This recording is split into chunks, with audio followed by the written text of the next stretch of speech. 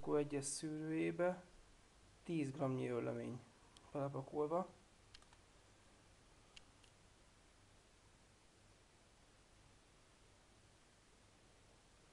Az 58-as sima tamper éppen hogy belemegy, és a perem alatt van, úgyhogy nem lehet jól összetömöríteni 10 g-mal az elem 1-es szűrőt.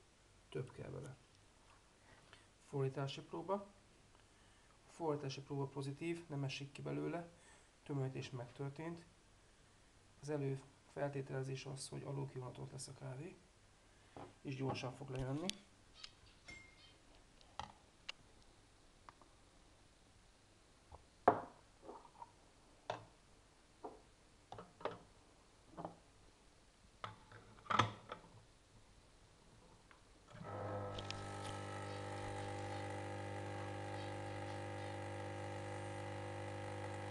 Öt másodpercnél megjelenik az első pötty, és nagyon-nagyon spriccel. Nagyon gyorsan jön.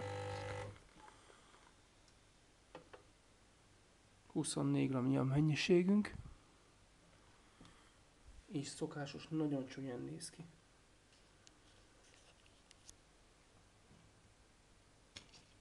Sziszeg, úgyhogy túlnyomás van benne.